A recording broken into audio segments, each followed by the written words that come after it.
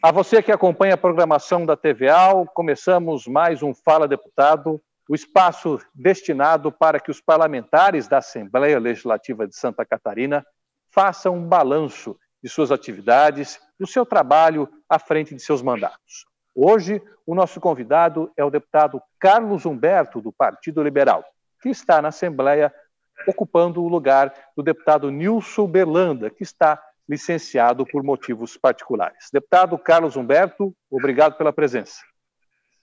Eu que agradeço, Marcelo, o convite para participar aqui do programa. É uma honra muito grande poder dividir esse espaço aqui com você e com todos que irão assistir essa entrevista. O senhor assumiu o mandato há questão de poucas semanas, né? Como tem sido até o momento essa experiência que é inédita para o senhor? É pela primeira vez o senhor ocupando uma cadeira de deputado aqui na LESC. Muito boa, é uma experiência fantástica. Nós concorremos em 2018 a uma vaga na Assembleia Legislativa. Por mil e tantos votos a gente não conseguiu entrar de maneira direta, né? Ocupamos a primeira suplência da coligação. Eu tenho muito pouca experiência na política. Minha primeira eleição havia sido em 2016, vice-prefeito aqui em Balneário Camboriú. Tive êxito, fui vencedor. Em 2018 disputei uma cadeira da ALESC, fiz uma expressiva votação, mas infelizmente a nossa coligação não obteve a quantidade de votos necessários para abrir mais uma cadeira. Eu fiquei com a primeira suplência. Tem sido muito proveitoso. Acabei que assumi a Assembleia Legislativa numa época de muita atividade por conta da pandemia, por conta do impeachment do senhor governador do estado. A ALESC tem tido uma participação muito ativa nisso tudo, né? Até porque é de sua atribuição. E acredito que para mim será uma experiência que vai agregar muito, e também eu poderei retribuir aos 24.610 catarinenses que em 2018 acreditaram no nosso nome para deputado estadual. Pois é, o senhor é um empresário bem-sucedido no ramo da construção civil, na região de Balneário Camboriú. O que motivou o senhor a entrar na política lá em 2016, quando foi eleito vice-prefeito, e depois também tentou essa vaga aqui na LESC? Eu era presidente do Sindicato da Indústria da Construção Civil aqui em Balneário Camboriú, que é o maior sindicato da indústria de construção do estado. Eu fui reeleito, e aqui a indústria da construção civil, em Balneário Camboriú, ela tem uma participação muito significativa dentro do contexto da cidade, na geração de empregos, na geração de tributos para o município, através das transferências de potencial construtivo. E a classe, a entidade, à época, queriam se fazer representar. Existia um movimento sindical. O meu nome foi elencado aí por diversas pessoas que fazem parte da entidade. Veio um convite. O senador Jorginho Melo, no âmbito partidário, fez um convite para mim também, ainda em início de 2016. Depois de conversar aqui com os nossos pares, com a família, eu aceitei, me filiei no partido. Queria ser candidato a prefeito, né? Não tinha vontade alguma em ser candidato a vice-prefeito. Mas depois, com o andamento da pré-campanha, com a montagem do partido, surgiu uma parceria com o prefeito Fabrício Oliveira. O meu grupo político entendia que seria dessa forma. Eu aceitei, né? Foi feita uma votação aqui, nós aceitamos a indicação para ser vice na chapa. Foi uma eleição histórica aqui no município, porque o nosso município, durante 3 ou 4 décadas, ele foi administrado por 2 grupos políticos, né? Inclusive que chegou a eleger governador do estado, senador. Nós não temos nada contra esses grupos, muito pelo contrário, todos eles contribuíram muito para a história da cidade, mas nós que somos um município novo, nós precisávamos de oxigenação política. O prefeito Fabrício e eu representávamos uma quebra de paradigma, vencemos uma eleição que foi histórica aqui no município, assumi um compromisso com ele a partir de então, Depois ele mesmo e novamente as lideranças da cidade entendiam que nós tínhamos que ter representação na Assembleia Legislativa. Novamente surgiu o meu nome, eu aceitei o convite, participei da eleição, fui o mais votado aqui da nossa cidade, entre os federais e os estaduais, mas infelizmente não consegui a eleição direta e acabei assumindo agora no lugar do deputado Berlanda. E como tem sido até o momento essa experiência de aproximadamente 4 anos? Está certo que a gente faz política no dia a dia, né? Nós somos seres políticos, mas essa política, esse exercício da política nos cargos públicos, como tem sido para alguém que vem da iniciativa privada, e geralmente existe aí um conflito muito grande, né? A iniciativa privada às vezes se queixa muito da burocracia, da lentidão. Como tem sido essa experiência de viver no dia a dia a política no poder público? É muito gratificante, né? Eu assumi como vice-prefeito, por diversas vezes assumi a prefeitura aqui interinamente, diversas vezes mesmo. Fui secretário do planejamento aqui no município de Balneário Camboriú, tivemos um trabalho a pedido do prefeito Fabrício em diversas ações aqui no nosso município. É um desafio, né? O poder público tem toda uma construção que é diferente da iniciativa privada. Na iniciativa privada, eu administro aquilo que é meu, e com aquilo que é meu, eu posso fazer o que eu quiser. Quando a gente entra numa cadeira na administração pública, você vai cuidar daquilo que é de todos. Quando você cuida daquilo que é de todos, a responsabilidade é muito maior. Porque você vai ter que prestar contas, você vai ter que respeitar legislações diferentes. Infelizmente, as legislações e os órgãos de controle do gasto do dinheiro público fazem, na minha opinião, com que o dinheiro, além de ser mal empregado, porque a gente acaba contratando por menor preço, e nem sempre o menor preço é a melhor contratação, muito pelo contrário. Às vezes você poderia pagar num determinado produto 10, 20, 30% a mais, mas o mesmo produto mais caro duraria 10 anos, enquanto o mais barato duraria 1 ano. Então, acaba saindo muito mais caro. Fora a burocracia, o tempo que demora, né? Então, o excesso de controle, ele acabou que gerou, na minha opinião, com que a máquina pública ela fique ineficiente e que acabe pagando mais caro por tudo que adquire, apesar de comprar pelo menor preço, mas acaba que não tem a melhor qualidade em muitas das vezes. É diferente porque você vai ter que escutar a todos, você é obrigado a dar transparência a todos os seus atos, é assim que tem que ser a administração pública, ela tem que ser transparente, você tem que escutar as pessoas, você tem que fazer aquilo que a maioria quer, não aquilo que você quer, porque nós vivemos num sistema democrático, e no sistema democrático o que se impõe é a vontade da maioria, então é dessa maneira que você tem que administrar. Você tem que dar transparência, mas, infelizmente, aquela agilidade que a gente poderia trazer da iniciativa privada, tudo aquilo que é diferente da iniciativa privada não se aplica na administração pública, porque a legislação ela é totalmente diferente, né? A legislação, tanto das leis de licitações, dos órgãos de controle, isso tudo vem do governo federal, nos é imposto por leis federais, que, na minha opinião, para que nós dessemos mais agilidade à máquina pública e para que nós pudéssemos empregar melhor o dinheiro público, que é sagrado, porque é de todos, nós precisaríamos de significativas mudanças. Vamos falar agora mais sobre a sua atuação aqui como deputado. De fato, é um período curto ainda, né? São poucas semanas de experiência, mas já muito intenso, como o senhor mesmo disse. E o senhor tem trazido as demandas de alguns setores, principalmente da parte de entretenimento, de eventos, foi um dos setores mais atingidos com as restrições impostas pelos decretos relacionados à pandemia da Covid, né? Quais são essas demandas, particularmente, que o senhor tem trazido para cá, para a Assembleia, deputado? Marcelo, veja bem, quando nós assistimos pela televisão a pandemia na Europa, nós aqui no Brasil, inclusive eu, acredito que todos, ficamos todos muito preocupados e assustados. E, num primeiro momento, a desinformação fez com que nós tomássemos atitudes, ao meu ver, um tanto quanto exageradas, né? É verdade que Santa Catarina é o estado que melhor atravessa a pandemia, né, em todos os índices.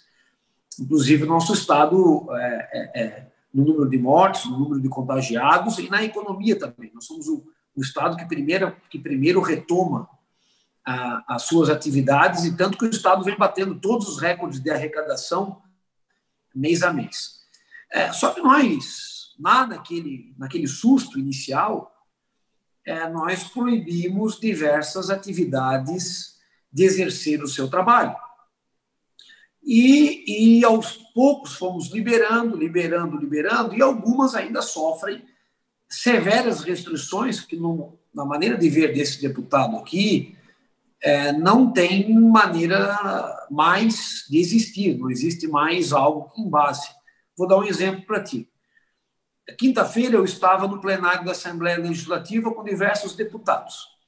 Se eu estou no plenário da Assembleia Legislativa com diversos deputados, mantendo um distanciamento com algumas regras, também é possível que se faça uma palestra ou um seminário, não existe muita diferença nisso. Você vai no plenário, dá um espaçamento, né, dá uma máscara, um gel para cada um, o palestrante vai ficar lá na frente, não tem por que o setor de seminários, palestras, não estar funcionando. Se os restaurantes funcionam com regramentos, por que não pode ter um jantar de bodas de ouro? Por que não pode ter um jantar da entrega de um prêmio, que vai acontecer muitas vezes até no mesmo ambiente que já está aberto aí, um restaurante, né? São 900 mil catarinenses que vivem diretamente ou indiretamente do entretenimento, né? Ainda mais aqui na região onde eu estou, Balneário Camboriú, norte do estado, Costa Esmeralda, aqui o entretenimento ele é o ganha-pão de muita gente, né?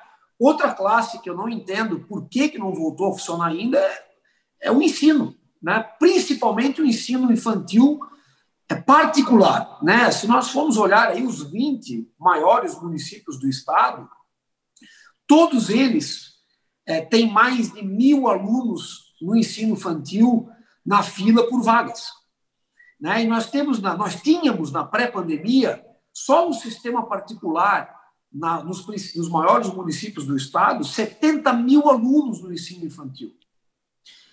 Se essas escolas, no ano que vem, elas não abrirem, são 70 mil alunos a mais para serem atendidos pelos municípios. Isso representa, em dinheiro, só por um custeio do ensino dessas crianças, que tem que ter um local para ficar, porque as mães dessas crianças trabalham, né? Os pais trabalham. Elas têm que ter um ambiente seguro, saudável, com boa alimentação, com boa atividade, onde já começam a aprender uma pré-alfabetização. Os municípios vão ter que arcar só por custeio estima-se de 1 a 1,5 bilhão. Não existe esse dinheiro.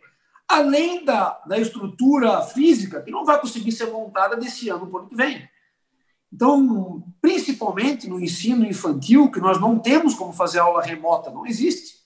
O ensino infantil é a creche, né? São os núcleos, não tem como você atender essas crianças de maneira remota. Portanto, eu defendo, com unhas e dentes, que nós já deveríamos estar de maneira facultativa para alunos já mas de maneira facultativa até para os professores, aqueles que se sentirem confortáveis na rede particular, voltem ao trabalho. Eu acredito que a grande maioria está querendo voltar ao trabalho, né? Das 830 escolas que nós tínhamos, 150 já fecharam, mais ou menos 3 mil empregos que deixaram de existir em Santa Catarina, e essas pessoas, os pais desses alunos, precisam trabalhar, precisam gerar renda para manter as suas famílias.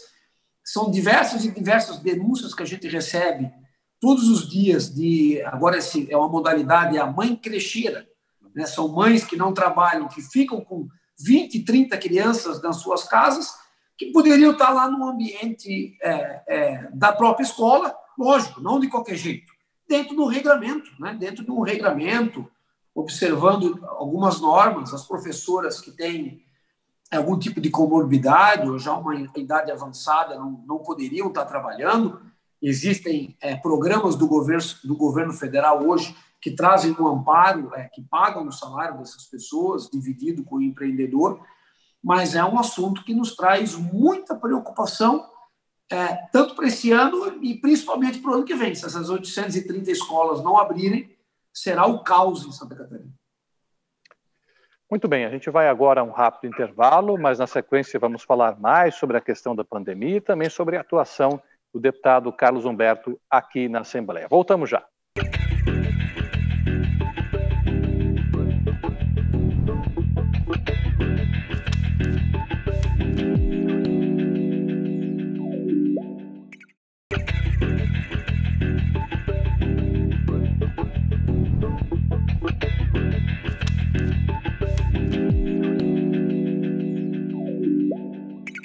De volta com o programa Fala Deputado pela TVA, o nosso convidado hoje, Carlos Humberto, do Partido Liberal. No primeiro bloco terminamos falando sobre a questão dos eventos, e quando vem, não só eventos, mas também a questão do ensino presencial, mas quando vem a questão dos eventos, deputado, me vem à mente a situação do Centro de Eventos de Balneário Camboriú, que era uma reivindicação antiga aí da região, de toda a população, e que ainda parece que não começou a funcionar a contento, né? O senhor também pretende tratar desse assunto aqui na Assembleia para tentar fazer com que esse empreendimento importante, de fato, surja, tenha frutos aí para a economia da região?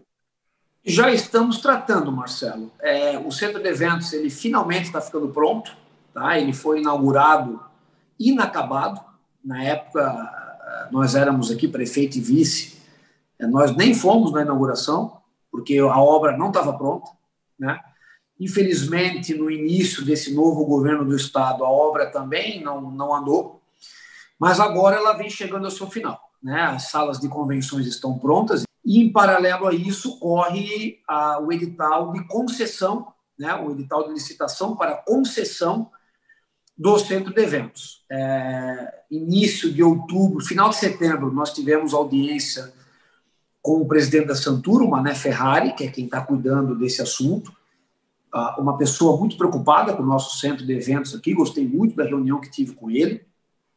Acredito que nessa nova semana agora, do dia 12 ao dia 16, nós teremos até uma visita lá no centro de eventos com ele, porque o centro de eventos acredito que estará pronto agora, até metade de outubro, agora realmente pronto, porque antes não estava pronto.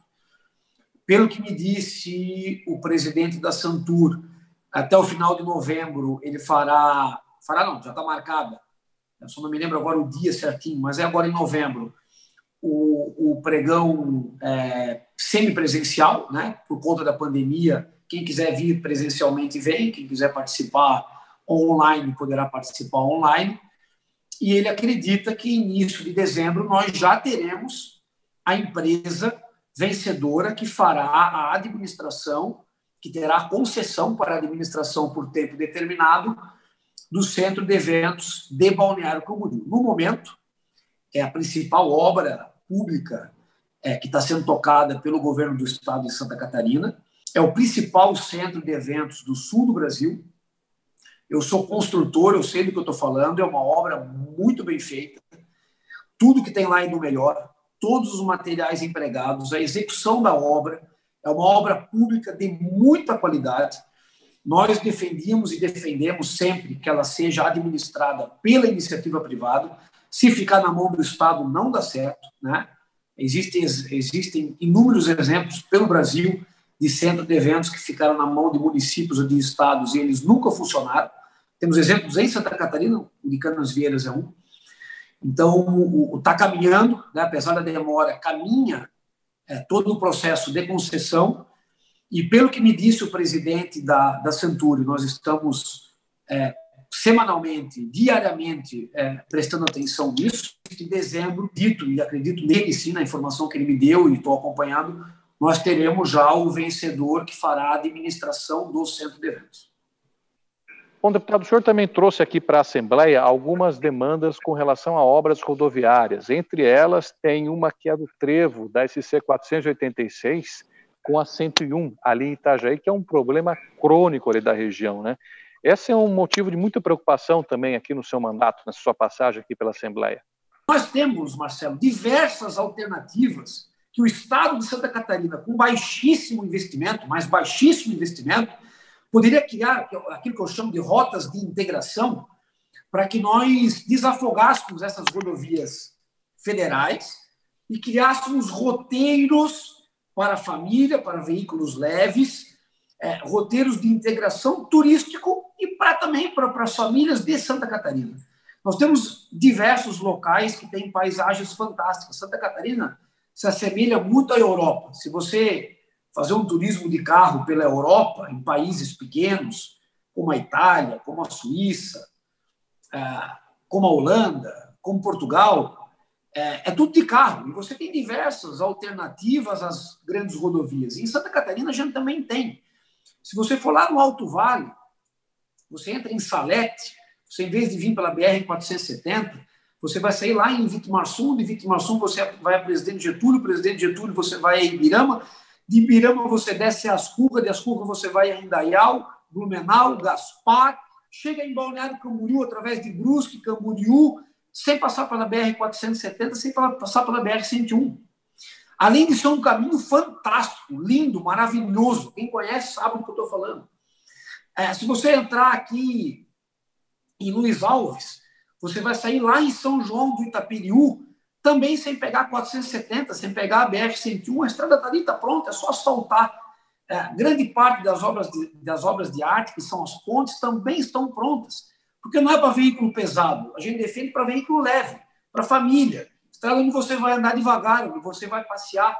No entorno disso tudo vão sair empreendimentos, restaurantes, pousadas, locais, mirantes, porque são regiões fantásticas. Se você for lá para o oeste do estado, se você estiver em Três Itilhas, você pode ir a Salto Veloso por dentro, você não vai passar, você vai passar por um caminho fantástico. Três Itilhas é lindo, lá em Salto Veloso nós temos a fábrica da BRF, você pode contemplar toda a natureza. Você vai para o sul do estado, a Serra do Corvo Branco, faltam 20 quilômetros, 7 quilômetros de asfalto só, 7 quilômetros de asfalto. Lá no sul, nós temos Laguna, com toda a sua história, né? Com a República Juliana, uma história fantástica, Anita Garibaldi, Heroínas dos Dois Mundos. Ali pertinho você tem São Martinho, com a sua cultura alemã. São Martinho, 30 quilômetros de asfalto, você liga com a Grande Florianópolis. Santa Catarina é muito rica. E aqui na minha região nós temos a principal rota, que seria ligar o Alto Vale através de Vidal Ramos a Botuverá. Faltam 20 quilômetros de asfalto. Hoje você tem que sair de Brusque, por exemplo, pegar Antônio Raio, vir na BR-101. Da BR-101 ir até Navegantes. De Navegantes pegar a 470 e até Lontras, e de Lontras ir a Vidal Ramos. Você encurtaria a estrada em horas, além de economizar vidas e tempo do catarinense e criar rotas. Você ligaria o Alto Vale Catarinense, Vidal Ramos, que fica do ladinho de Presidente Nereu, Imbuia, Lontras, Rio do Sul, que é a capital do Alto Vale. Você sairia de lá, você estaria em Botuverá. Botuverá é do lado de Brusque. Do lado de Brusque. Brusque é conectado a Gaspar e Blumenau, pelas SC-108, que a gente cobra melhorias também. Você não precisaria nem pegar o Antônio Raio, você pode pegar a estrada geral da Limeira, chegar ao município de Camboriú, ir no Rio Pequeno, que é um lugar maravilhoso. Nesse trajeto tem cachoeiras, tem pousadas, tem a história da Madre Paulina, que caminhou por ali. Você chega em Camboriú, na rua Rio Amazonas, que é a antiga BR-101, você passa pelo Morro do Encano, ali era a antiga BR-101, o trânsito passava por ali antes da década de 60. Já era por ali. Você passa pelo Morro do Encano, vai cair no Sertãozinho, dentro de Itapema. Do Sertãozinho, você vai à Rua 902, a Rua 900, você está dentro da Meia Praia. A Meia Praia é conectada com Perequê. Perequê é conectada com Porto Belo e Bombinhas. O que eu estou querendo dizer aqui? Você consegue tirar, no mínimo, uns 20, 30 mil carros que transitam nessas cidades, Alto Vale, Vale do Itajaí e o litoral aqui de Balneário Camboriú e Itapema, que é o grande produtor do turismo catarinense, com um baixíssimo investimento, por estradas que já existem, só carece de um asfalto que não é caro de fazer, a base já está lá, grande parte das obras de arte, que são as pontes, já estão prontas, já foram feitas ao longo dos anos. Você tiraria grande parte do trânsito turístico e de lazer de Santa Catarina e familiar das grandes rodovias federais que estão atulhadas de caminhões pesadíssimos, é um perigo. Você daria segurança ao catarinense, você daria segurança ao turístico, você criaria mais desenvolvimento econômico, investindo nada, né? Infelizmente, falta muita criatividade a quem nos governa no emprego do recurso público catarinense. Deputado, a gente está chegando praticamente ao fim da nossa entrevista e, como última pergunta, eu gostaria de saber do senhor o que o senhor gostaria de deixar de legado dessa sua passagem aqui pela Assembleia Legislativa.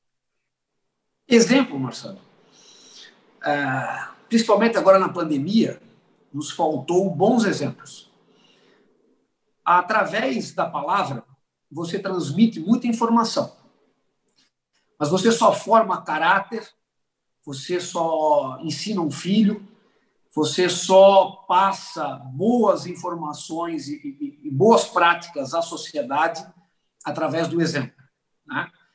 Ficou muito evidente agora durante a pandemia a falta, a carência que nós temos em todos os meios de homens, sejam públicos ou da iniciativa privada, que deem bons exemplos de coragem, exemplos de perseverança.